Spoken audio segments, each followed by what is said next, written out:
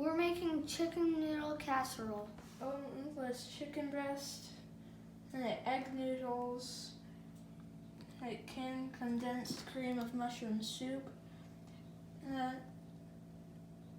canned condensed cream of chicken soup, sour cream, salt, ground black pepper, one crumbled buttery graham crackers, and butter. First, we need to open these cans. I'm going to put in 1 cup of sour cream. I'm going to crush these Ritz crackers.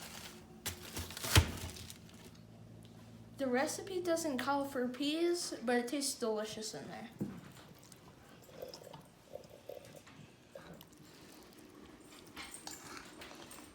And now I'm stirring it all up.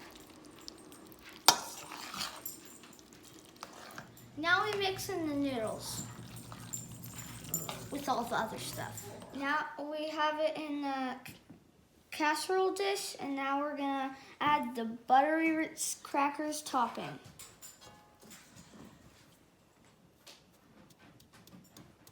Now it's all ready to put in the oven for 30 minutes.